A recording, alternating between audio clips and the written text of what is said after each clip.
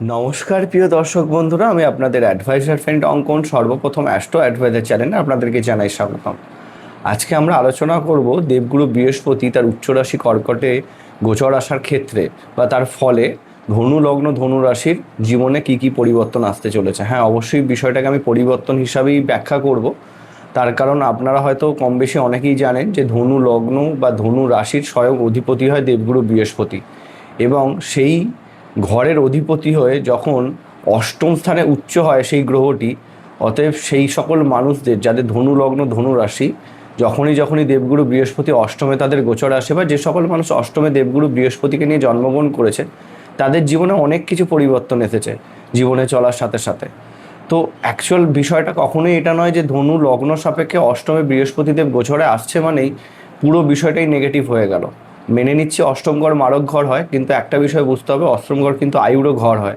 যা কিছু আমাদের জীবনে লুকানো বা আমাদের গোপনীয়তা, সেটা কিন্তু অষ্টম ঘর থেকে উঠে আসে। তার মধ্যে এটাও কিন্তু উঠে আসে আমাদের ট্যালেন্ট, যেটা আমরা কখনো বুঝেই উঠতে পারিনি, সেটাও কিন্তু অষ্টম ঘর থেকে উঠে আসে।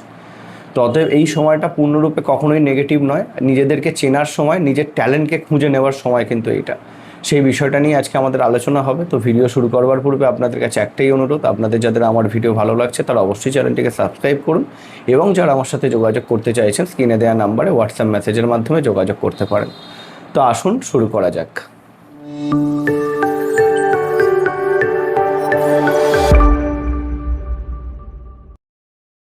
তো ধনু লগ্ন ধনু রাশির অষ্টমে দেবগুরু বৃহস্পতি 12 বছর পর উচ্চস্থানে গোচর করছে। বিষয়টাকে একটু ভালো করে বুঝতে হবে। লগ্নাধিপতি, জ্যোতিষশাস্ত্র বলছে লগ্নাধিপতি যখন উচ্চস্থান দিয়ে গোচর করে তখন সেই সকল জাতক, লগ্নাধিপতি বা রাশির অধিপতি, আপনাদের যদি লগ্নটা জানা থাকে তাহলে লগ্নটাকে ফলো করুন, বেশি অ্যাকুরেট ফলাফল পাবেন। তো লগ্নাধিপতি বা রাশির অধিপতি যখন উচ্চস্থানে গোচর করে তাদের জীবনের সর্বোচ্চ সেরা সময় সেই সময়টাকে ধরে নেওয়া হয়। আবার জ্যোতিষশাস্ত্র বলছে লগ্নাধিপতি বা রাশির অধিপতি অষ্টমে গোচর করলে সেই সময়টাতে মৃত্যুতুল্য কষ্ট ভোগ করতে হয়। তাহলে বিষয়টা কোন জায়গায় এসে দাঁড়ালো? একটা বিষয়কে আমাদেরকে বুঝে নিতে হবে যে দেবগুরু বৃহস্পতি অষ্টমে থাকলে তাকে ভীষণ নেগেটিভ হিসাবে ধরা হয় না। কেন? অষ্টম ঘর আধ্যাত্মিকতারও ঘর হয়, আধ্যাত্মিক জ্ঞান অর্জনেরও ঘর হয়, নিজেকে গোপনে রাখারও ঘর হয়। তো সেই দিক থেকে নেগেটিভ আমি বলবো না, কিন্তু লগ্নপতি এসে অষ্টমে যাচ্ছে। এখন বিষয়টা হচ্ছে এইটাই, আমার মনে হয় এই পার্টিকুলার সময়টাতে যাদের ধনু লগ্ন ধনু রাশি তাদের জীবনে একটা বড় পরিবর্তন আসতে চলেছে। সেই পরিবর্তনটা কখনোই নেগেটিভ নয়। কেন? এটা হচ্ছে সূর্যের পরিবর্তন। যদি সহ্য করতে পারেন এই পার্টিকুলার সময়টার, তাহলে সেক্ষেত্রে আপনাদের জন্য কিন্তু বড় কিছু অপেক্ষা করছে। কেন? যেহেতু লগ্নাধিপতি অষ্টমে আসছে, আপনাদেরকে কিন্তু শেখাবে এই সময়টাতে আপনাদের অ্যাকচুয়াল ট্যালেন্ট কী, অ্যাকচুয়াল আপনারা কী জন্যে এই পৃথিবীতে এসেছেন সেটাই কিন্তু জানার বা বোঝার সময় দেবগুরু বৃহস্পতি আপনাদেরকে চোখে আঙুল দিয়ে দেখাবে। এবং আপনারা আপনাদের জন্মছক খুলে দেখুন, আপনাদের যদি ধনু লগ্ন হয় বা রাশি হয়, ধনু লগ্ন বা রাশি সাপেক্ষে দেবগুরু বৃহস্পতি কোথায় অবস্থান করছে সেটা একটা বড় পয়েন্ট হবে। যদি খুব শুভ স্থানে অবস্থান করে তাহলে সেক্ষেত্রে শুভত্বই বেশি দেবে বর্তমানে, আর যদি অশুভ ঘরে অবস্থান করে তাহলে অশুভত্ব বেশি দেবে এই সময়টাতে। আর দেখে নিন আপনাদের দশা বা অন্তর্দশাতে দেবগুরু বৃহস্পতির দশা বা অন্তর্দশা চলছে কিনা, বা চন্দ্রের দশা বা অন্তর্দশা চলছে কিনা। কেন? চন্দ্র অষ্টম ঘরের অধিপতি, সেক্ষেত্রেও দেবগুরু বৃহস্পতি এখানে অ্যাক্টিভেট হয়ে যাবে। তো এই বিষয়টা দেখে নিন। এই বিষয়টা কী করে দেখতে হবে সেটাও আমি খুব সহজে বুঝিয়ে দিচ্ছি, তার জন্য আমাদের কিন্তু স্ক্রিনে আসতে হবে। তো যদি স্ক্রিনে আসি, আপনাদের দেখবেন ধনুর ঘরে বা ধনুর ঘরে চন্দ্র যদি অবস্থান করে, তাহলে প্রথমত আগে এই বিষয়টা দেখে নিন। দেবগুরু বৃহস্পতি ধনু লগ্ন সাপেক্ষে প্রত্যেকটা ঘরেই কমফোর্টেবল হয় যেহেতু লগ্নাধিপতি। তবে একটা বিষয় আপনাদেরকে বুঝতে হবে, অষ্টমে উচ্চ হলেও তাকে কমফোর্টেবল ধরা হয় না, এবং দ্বিতীয় স্থানে যেহেতু সে নিচস্থ হয় সেক্ষেত্রেও সমস্যার জায়গা থাকছে। এবার লগ্ন সাপেক্ষে ষষ্ঠর ক্ষেত্রেও নেগেটিভিটি আসবে। আমি মার্ক করে দিচ্ছি, লগ্ন সাপেক্ষে যদি দ্বিতীয় বসে থাকে, যদি ষষ্ঠে বসে থাকে, অষ্টমে পুরোপুরি নেগেটিভ কখনোই নয়। এবং যদি এখানে আমাদের দ্বাদশে বসে থাকে তাহলে সেক্ষেত্রে দেবগুরু বৃহস্পতি কিছুটা দুর্বল হয়ে যায় লগ্ন সাপেক্ষে। বাদবাকি ক্ষেত্রে সব রকমভাবেই ভালো। যদি দেবগুরু বৃহস্পতি আপনাদের লগ্নে বসে থাকে, আপনাদের চতুর্থে বসে থাকে, আপনাদের পঞ্চমে বসে থাকে, আপনাদের অবশ্যই নবম স্থানে যদি বসে থাকে, দশম স্থানে যদি বসে থাকে, তাহলে খুবই ভালো দেবগুরু বৃহস্পতির অবস্থান আপনাদের জন্মকালীন জন্মছকে। এবং দ্বিতীয়ের ক্ষেত্রেও প্রযোজ্য হবে যদি 5 ডিগ্রির ওপরে থাকে, 5 ডিগ্রির ওপরে যদি দেবগুরু বৃহস্পতি থাকে, কেন 5 ডিগ্রি অবধি নিচ হয়ে থাকে। এবং এইখানে আপনাদের দেখে নেবেন যে আপনাদের বৃহস্পতিগুলোর দশা বা অন্তর্দশা চলছে কিনা। এখন বক্তব্য হচ্ছে এইটাই যে লগ্নাধিপতি অষ্টমে আসছে কবে? 2রা জুন। 2রা জুন থেকে 31 অক্টোবর কিন্তু দীর্ঘ 153 দিন সে কিন্তু আপনাদের অষ্টমে গোচর করবে। এবং তার পরবর্তীতে সে কিন্তু রাশি পরিবর্তন করে 1 নভেম্বর থেকে 12 ডিসেম্বর সিংহ রাশিতে গোচরে চলে আসবে। তারপরে সিংহ রাশিতেই সে বক্রী হবে। 13 ডিসেম্বর বক্রী সে কিন্তু পুনরায় মিথুন রাশিতে ফিরে যাবে। তারপর আবার কর্কট রাশিতে এসে একদম আগামী বছর 2027 জুন মাসের 26 তারিখ সে কিন্তু রাশি পরিবর্তন করে সিংহ রাশি অর্থাৎ আপনাদের নবম স্থানে কিন্তু 1 বছরের জন্য আবার গোচরে আসবে। এখন আমাদের যেটা মেন আলোচনার বিষয় হবে সেটা হচ্ছে এই যে অষ্টমে গোচরটা করছে সেই গোচরটা নিয়ে। প্রথম ব্যাপার হচ্ছে এখন বর্তমান সময়তে যদি আমরা দেখি দেবগুরু বৃহস্পতি কিছুটা অষ্টমের ফলাফল কিন্তু আপনাদেরকে দিচ্ছে। কীরকম দিচ্ছে? এই মুভমেন্টে আপনাদের মনে হবে যে একটা বদ্ধতার মধ্যে জীবন কাটাচ্ছিলেন, কিছু করবার সময় কিন্তু এসে গেছে, নিজেকে প্রমাণ করবার সময় কিন্তু এসে গেছে। বারংবার এই মেন্টালিটির মধ্যে বা এই মেন্টাল দোটানার মধ্যে আপনারা ভুগছেন, যেন মনে হচ্ছে যেইটা আপনাদের ইচ্ছা ছিল, যেটা আপনারা করে উঠতে পারেন সেটা করার কিন্তু এটা সময়। এবার এইটা তো খুব সহজ ব্যাপার যে যখন আপনাদের যেটা ইচ্ছা থাকবে সেটাকে যখন করতে যাবেন সেটা কিন্তু আপনাদের কমফোর্ট জোনের বাইরে গিয়ে করতে হবে। তো কমফোর্ট জোনের বাইরে গিয়ে যখনই কোনো কিছু করতে যাবেন তখন তো জীবনে সংঘর্ষ আসবে, এটা খুব সহজ ব্যাপার। তার মানে এইটা কখনোই নয় যে আপনাদেরকে ভীষণ ভুগতে হবে এই সময়টাতে, একদম এই বিষয়টা মাথা থেকে বার করুন। লগ্নপতি অষ্টমে যাচ্ছে মানে সব শেষ হয়ে গেল, এটা একদমই নয়। প্রবলেম আসবে, অবশ্যই আসবে, সেই প্রবলেমটা সহ্য করবার ক্ষমতা আপনাকে দেবগুরু বৃহস্পতি শেখাবে কী করে প্রবলেমটাকে হ্যান্ডেল করতে হয়। এবার বিষয়টাকে যদি আমরা দেখি, লগ্নাধিপতি হয়, চতুর্থ ঘরের অধিপতি অষ্টমে আসছে। অষ্টম ঘর কিসের ঘর হয়? আয়ুর ঘর হয়। অষ্টম ঘর আমাদের গোপন বিদ্যার ঘর হয়। একটা বিষয় পরিষ্কার করে বলতে পারি, লগ্নপতিও অষ্টমে আসছে মানে নিজেকে চেনার সময় তো আমি বললাম চতুর্থ ঘরের অধিপতি অষ্টমে আসছে মানে হঠাৎ করে কিন্তু গৃহপ্রাপ্তির জায়গা আছে। গৃহপ্রাপ্তি বলতে অনেক পুরানো সম্পত্তি, যেটা ধরে নিন আপনি আশা করেননি এরকম কিছু এক্সপেকটেশন ফুলফিল হয়ে যেতে পারে আপনাদের ক্ষেত্রে। বা এটাকেও ভালো করে বুঝতে হবে, শ্বশুরবাড়ি থেকে সম্পত্তি লাভের জন্য খুব ভালো সময় হিসাবে এটাকে ধরে নিতে পারেন। শ্বশুরবাড়ি সংক্রান্ত কোনো, কেন অষ্টম ঘর আমাদের শ্বশুরবাড়িরও ঘর হয়, তো এইটাও একটা বিষয় যে সেই সংক্রান্ত অনেক ঝামেলা অনেক দিন ধরে চলছিল, সেই ঝামেলা মিটে যেতে পারে এবং সম্পত্তি লাভ হতে পারে। এটা কিন্তু একটা প্লাস পয়েন্ট, পজিটিভ পয়েন্ট। দ্বিতীয় পজিটিভ পয়েন্ট যদি আমরা দেখি, চতুর্থ ঘরের অধিপতি অষ্টমে বসে আছে। যারা ধরে নিন গৃহসুখে মারাত্মক বাধার সম্মুখীন ছিলেন, গৃহ লাভ হচ্ছিল না, ভাড়া বাড়িতে ছিলেন, তাদের কিন্তু গৃহ লাভের যোগ তৈরি করতে পারে বৃহস্পতি।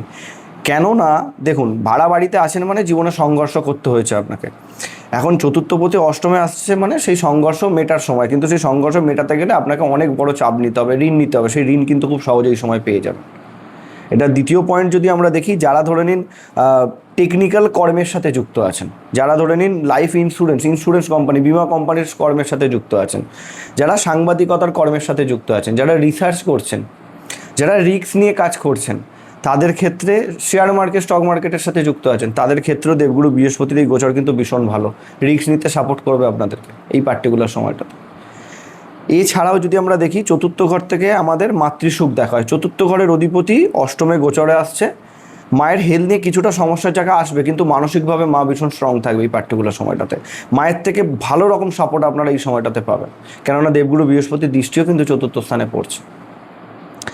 এবং আর একটা বিষয় আমরা দেখব, যদি নর্মালি দেখি আধ্যাত্মিকতার দিক থেকে, আমরা যদি স্টেপ বাই স্টেপ এগোই, কর্ম আর কেরিয়ারের বিষয়টা আমরা বলে দিয়েছি কোন কোন দিক থেকে সাকসেস আসতে পারে। এবার যদি আমরা আধ্যাত্মিক ও ভাগ্যের দিকটা দেখি, আধ্যাত্মিক জ্ঞান বা পজিটিভ চেতনা হওয়ার সময় কিন্তু এটাকে আপনারা খুব পজিটিভলি ধরতে পারেন।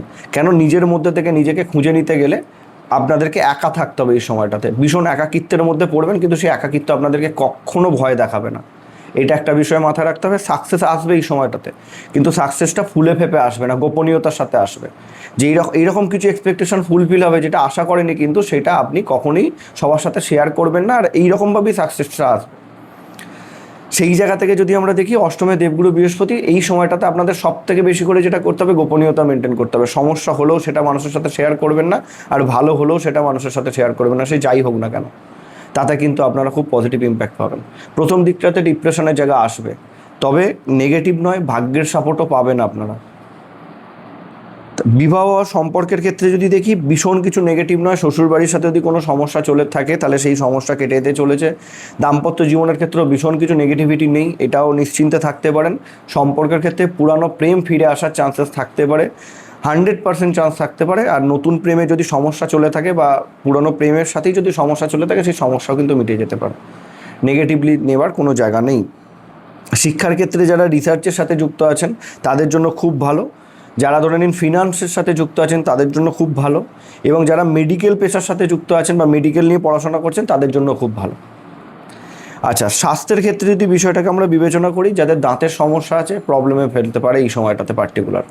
দ্বিতীয় বিষয় হচ্ছে যাদের ধরে নিন লিভার বা ধরে নিন কোলেস্ট্রল হাই বা সুগার হাই এই রিলেটেড যাদের সমস্যা আছে, ওজন বেশি, তাদের ক্ষেত্রে এই সমস্যাতে কিন্তু সমস্যায় ফেলতে পারে আপনাদেরকে। এবং জল থেকে কিছুটা সাবধানতা অবলম্বন করতে হবে। জল যে খাবেন আপনারা সেটা যেন খুব পজিটিভলি যেখান থেকে সেখান থেকে জল খাবেন না, সেক্ষেত্রে ফুড পয়জনও হয়ে যাওয়ার চান্সেস কিন্তু, বা জল থেকে পেট খারাপ হওয়ার চান্সেসও কিন্তু এই সময়টাতে থাকতে পারে। স্বাস্থ্যের দিকটাও ক্লিয়ার হলো। এবার যে বিষয়টা আমরা দেখব যে কোন কোন ঘরে দৃষ্টি দিচ্ছে দেবগুরু বৃহস্পতি। দেবগুরু বৃহস্পতি আপনাদের অষ্টমে গোচরে এসে প্রথম যে দৃষ্টিটা দেবে দ্বাদশ স্থানে, কিছু অংশে ব্যয় বৃদ্ধি করবে, অবশ্যই ব্যয় বৃদ্ধি করবে। আর যেটা প্রথমেই বললাম, একাকিত্বে চলে আসা, একা থাকা, খুব সহজে দেখবেন এই বিষয়টাকে মানিয়ে নিতে পারবেন। দ্বাদশ ঘর ত্যাগের ঘর হয়, দেখবেন খুব সহজে এই সময়টাতে আপনি ত্যাগ করতে পারছেন। অবসাদের মধ্যে আছেন কিন্তু সেই অবসাদটাকে আনন্দ করছেন। ভালো করে বুঝবেন, একা আছেন কিন্তু সেই একাকিত্বটাকে আনন্দে রাখতে পারছেন। এই বিষয়টা কিন্তু এই সময় অ্যাক্টিভেট হবে। হ্যাঁ, কিছু খরচপাতি তো বাড়বে, অবশ্যই বাড়বে। এই সময়টাতে পারলে আপনারা কোনো ধার্মিক জায়গাতে আপনার সামর্থ্য অনুযায়ী যা কিছু ডোনেট করতে পারেন তাতে খরচটা নিয়ন্ত্রণে থাকবে, এটা বিষয় গেল। বা কোনো ধার্মিক স্থানে ঘুরে আসতে পারেন, সেক্ষেত্রে আপনার খরচটা নিয়ন্ত্রণে থাকবে।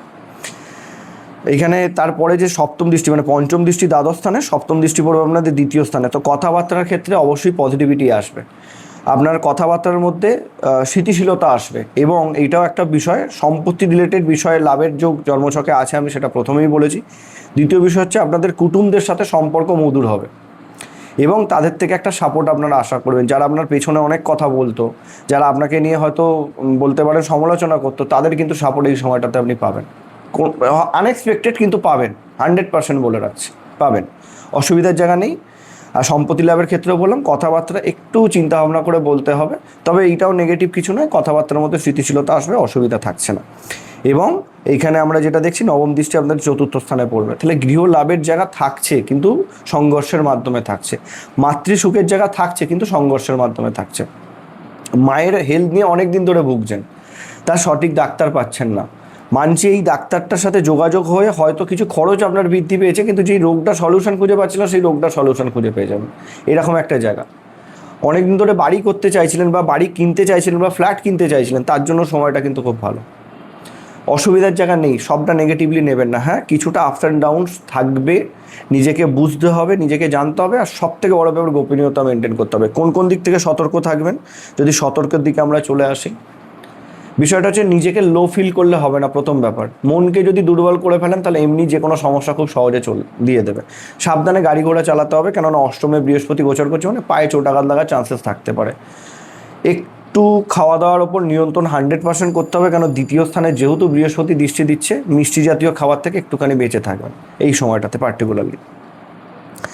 তৃতীয় বিষয় হচ্ছে, অষ্টমে যেহেতু দেবগুরু বৃহস্পতি গোচর করছে, এই সময়টাতে কোনো কর্ম পরিবর্তনের দিকে যাবেন না।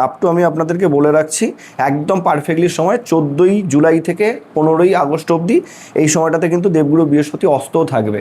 হেলথ ওয়াইজ কিছুটা সমস্যার ওই জায়গাটাতে বাড়াতে পারে, সংঘর্ষ বাড়াতে পারে, আর আপনারা ওই সময়টাতে কর্ম পরিবর্তনের দিকে যাবেন না। বাদ বাকি পুরো সময়টা কর্ম পরিবর্তন করা যেতে পারে, অসুবিধা নেই। এই একটা বিষয় গেল।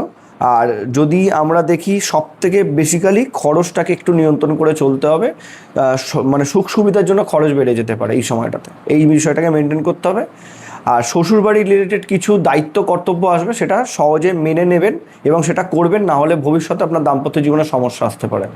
এই বিষয়টাকে মেনে নেবেন, এটা কিন্তু আখিরে আপনাদের জন্য ভালোই হবে, সেই কারণে আপনাদেরকে বলছি। এই বিষয়গুলো মেনটেন করতে পারলেই হবে। আর অবশ্যই এই পার্টিকুলার সময়টাতে আপনারা আপনাদের লগ্নাধিপতি যদি আপনাদের জন্মকালীন জন্মছকে খুব দুর্বল অবস্থাতে থাকে, তাহলে তার রত্ন পড়ে আপনারা তার পজিটিভ ইম্প্যাক্ট নিতেই পারেন।